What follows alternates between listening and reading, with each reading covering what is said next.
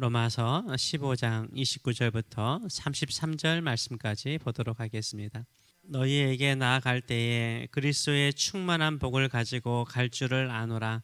형제들아, 내가 우리 주 예수 그리스도와 성령의 사랑으로 말미암아 너희를 권하노니 너희 기도에 나와 힘을 같이하여 나를 위하여 하나님께 빌어 나로 유대에서 순종하지 아니하는 자들로부터 건짐을 받게 하고 또 예루살렘에 대하여 내가 섬기는 일을 성도들이 받을 만하게 하고 나로 하나님의 뜻을 따라 기쁨으로 너희에게 나아가 너희와 함께 편히 쉬게 하라. 평강의 하나님께서 너희 모든 사람과 함께 계실지어다. 아멘. 오늘 이 말씀을 가지고 힘을 같이하여 기도해 주세요. 힘을 같이하여 기도해 주세요. 라는 제목으로 같이 은혜를 나누기를 원합니다. 사도 바울은 로마 교회 성도들에게 서바나 스페인 선교를 위해서 자신을 보내주도록, 자신을 파송해 주도록, 자신을 후원해 주도록 요청을 합니다. 그리고 더 강력한 후원을 지금 요청하고 있습니다. 더 강력한 후원이 무엇입니까? 바로 기도죠. 사도 바울의 사역을 위해서, 사도 바울을 위해서 기도하는 것, 함께 기도해 주는 것만큼 큰 후원은 없습니다. 사도 바울은 로마 교회 성도들에게 자신을 위해서 어떻게 기도해 달라고 요청합니까? 30절의 말씀을 보게 되면 너희 기도에 나와 힘을 같이하여 나를 위해서 하나님께 빌라라고 요청하고 있습니다. 힘을 같이 해달라는 거예요. 너희 기도에 내가 있었으면 좋겠는데 너희 기도 안에 내가 있고 나를 위해서 기도할 때는 힘을 다해서 기도해 달라고 말하고 있어요. 이 힘을 같이 하라는 말은 힘이 든다는 거죠. 기도하는 것은 힘이 드는 거예요. 기도하는 것이 쉬운 게 아니에요. 힘들기 때문에 사람들이 기도의 자리를 떠나죠. 그러나 힘이 들지만 힘써서 해야 되는 것이 바로 기도인 것입니다. 이 표현은요, 야곱의 기도를 연상시키지 않습니까? 야곱은 야복 강가에서 하나님과 씨름하였습니다. 씨름하듯 기도해야 되는 거예요. 그것이 바로 기도인 것입니다. 사도 바울을 위해서 씨름하듯이 하나님께 간절히 기도해 달라고 부탁을 하고 있습니다. 여러분의 기도 안에 제가 있길 원합니다. 저와 함께 힘을 다해 제가 예수를 전하는 복음 전도자, 말씀 사역자가 될 수 있도록 힘을 써서 기도해 주셨으면 감사하겠습니다. 그렇다면 사도 바울이 로마 교회 성도들에게 부탁한 기도 제목은 무엇입니까? 우리도 이 기도 제목을 보면서 어떻게 서로 중보 기도를 해야 되는지를 좀 살펴보기를 원합니다. 사도 바울의 기도 제목이 세 가지가 나와 있습니다. 기도 제목이 매우 구체적이에요. 구체적인 기도 제목을 로마 교회 성도들에게 기도를 부탁하고 있습니다. 첫째는 예루살렘 방문 시의 위험에서 지켜주시도록 기도해달라고 부탁을 해요. 예수 그리스도를 믿지 않는 유대인들이 사도 바울을 죽이려는 계책을 항상 가지고 있었습니다. 기회만 되면 사도 바울을 죽이려고 그랬습니다. 예루살렘에 가면은 그 위협이 더 강해질 것이라는 것을 사도 바울은 예상하고 있었습니다. 이런 위협 속에서도 사도 바울은 예루살렘 교회의 가난한 사람들에게 헌금하였던 이 마케도냐와 아가야 성도들이 헌금한 그 연보를 가지고 예루살렘에 가려고 그러는 거예요. 목숨을 걸고 지금 연보를 가지고 가는 길입니다. 이런 위험한 예루살렘 방문의 길을 지켜주시도록 기도를 부탁하고 있어요. 31절의 말씀을 보게 되면 나로 유대에서 순종하지 아니하는 자들로부터, 철저한 유대교 사람들을 말하는 거죠. 이들이 사도 바울을 죽이려고 그러지 않습니까? 이들로부터 건짐을 받게 해달라고, 이들로부터 이 생명의 위협으로부터 건짐을 받게 해달라고 기도 요청을 하고, 또 예루살렘에 대하여 내가 섬기는 일을 성도들이 받을 만하게 해달라고 두 번째 기도 제목에 나와 있습니다. 이 예루살렘에 대하여 내가 섬기는 일, 이 섬기는 일이 무엇입니까? 마케도냐와 아가야에서 헌금한 그 헌금을 전달하는데, 이 성도들은 예루살렘 성도들을 말합니다. 예루살렘 교회 성도들이 말하는데, 이 성도들이 이 이방인들이 헌금한 이 헌금을 받아들이도록, 지금이야 뭐 교회에서 헌금해 주면 오히려 좋아하죠. 이 당시에는 유대 크리스찬들과 이 이방인 크리스찬들 간의 교제가 아직 익숙하지 않는 상태였습니다. 가난해진 예루살렘 성도들이 이방인 크리스찬들이 헌금한 것을 기쁨으로 감사함으로 아직 받아들일 준비가 되지 않을 수 있다라는 생각이 있었던 것 같아요. 이방인 성도들의 섬김과 사랑을 기쁨으로 받아들이도록 두 번째로 기도 요청을 하고 있습니다. 세 번째로 기도 제목은 무엇입니까? 세 번째로는 로마 교회 방문을 위해서 기도를 부탁해요. 32절의 말씀을 보게 되면 나로 하나님의 뜻을 따라 기쁨으로 너희에게 나아가. 너희는 로마 교회 성도들을 말하죠. 로마 교회에 기쁨으로 내가 나아갈 수 있도록 길을 열어달라라고 기도하는 거예요.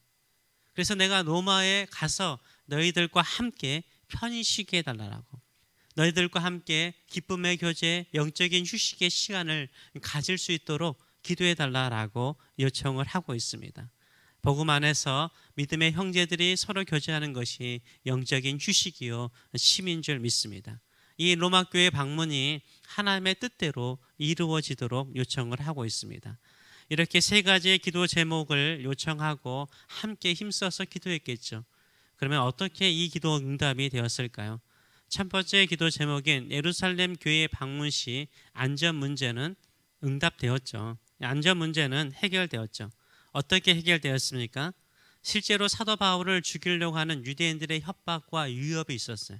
예루살렘 방문 시 사도 바울을 죽이기로 결단하며 금식했던 40명의 유대인 암살단이 있었습니다. 그리고 유대인들에게 고발을 당했어요. 로마 당국에 고발을 당했습니다. 그러나 오히려 로마 시민권자인 사도 바울이 어떻게 합니까? 로마 황제에게 상소를 하죠. 상소를 통해서요, 로마 군인들이 오히려 사도 바울을 보호해 줍니다. 유대인들의 위협에서 보호를 해줘요. 기가 막히죠. 그런데 이 보호를 받는데 어떤 신분으로 보호를 받습니까? 죄수로 보호를 받는 거예요. 이렇게 해서 예루살렘에서 수많은 죽음의 위협 속에서 보호를 받는 것을 우리는 볼 수 있습니다. 두 번째 기도 제목인 예루살렘 교회에 드린 이 헌금을 예루살렘 교회가 받아들였는가? 성경에는 확실한 언급이 있지 않지만 아주 순적하게 받아들인 것 같아요. 응답된 거죠. 세 번째 기도 제목인 로마를 방문하는 것은 어떻게 되었습니까? 사도 바울이 자유롭게 로마를 가게 된 것은 아니죠. 어떻게 로마를 가게 됩니까? 죄수로 가게 돼요. 가는 길이 순탄하였습니까? 아닙니다. 우라굴라 태풍과 같은 험난한 생명의 위협을 받을 수 있는 사건 사고들이 많았습니다. 그래도 로마에 도착을 해요. 몇 년 만에요? 3년 만에요. 지금이야 뭐 여행이야 비행기 타고 가면 되지만 그 당시에는 오랜 여행이었어요. 3년 만에 로마에 도착하게 됩니다. 그리고 2년 동안 가택연금을 받으면서 로마 교회 성도들과 교제하는 시간을 가지게 되죠. 예수 그리스도를 통해서 세우신 하나님의 나라를요 가르쳤다라고 사도행전 28장은 이야기를 하고 있습니다. 기도한 대로 응답되었어요. 그러면 서바나 스페인 선교는 되었을까요? 성경학자들은 사도 바울의 2년 동안의 가택연금이 풀리고 난 다음에 서바나에 가서 선교하고 돌아와서 다시 붙잡힌 것으로 보고 있습니다. 서바나 선교도 됐죠. 이 모든 일들이 이루어졌던 것은 무엇입니까? 함께 힘써 기도해줘서 응답한 거죠. 그 과정은요 순탄하지 않았어요. 응답이 이루어졌지만 유대인들의 위협은 계속 있었고요. 로마에 가는 길에도 수많은 생명의 위협들이 있었어요. 그래서 우리는 힘써서 기도해야 되는 거예요. 기도하는 것이 수많은 위기를 만날 수 있어요. 수많은 위기가 있을 수 있기 때문에요. 우리는 포기하지 않고 열심히 기도해야 되는 거예요. 좌절하지 않고 기도해야 되는 거죠. 야곱처럼 씨름하듯 기도하시는 저와 여러분 되시길 축원합니다. 한번 기도하기로 마음먹었고 기도를 요청받았다면 힘을 써서 기도해야 되는 거예요. 포기하지 않고 기도해야 되는 거예요. 하나님께서 반드시 응답하여 주시고 도와주실 것이라는 확신을 가지고 기도하시는 저와 여러분 되시길 축원합니다. 그 응답의 과정이요 오히려 더 악화될 수 있고 더 안 좋아질 수 있어요. 그럴지라도 더 열심히 기도하시는 저와 여러분 되시길 축원합니다. 사도 바울은 외롭지가 않았습니다. 사도 바울을 위해서 기도해 주는 동역자들이 있었기 때문입니다. 멀리 떨어져 있는 로마 교회에서도 자신을 위해서 기도해 주는 성도들이 있다라는 확신을 가지고 더 로마 교회를 향하여 가고 싶은 열정이 있었을 것입니다. 우리도 서로를 위해서 기도합시다. 힘을 써서 기도합시다. 한 번 기도하는 것이 아니라 기도 응답이 될 때까지 기도합시다. 기도의 제목대로 기도했음에도 불구하고 상황이나 여건이 더 안 좋아집니까?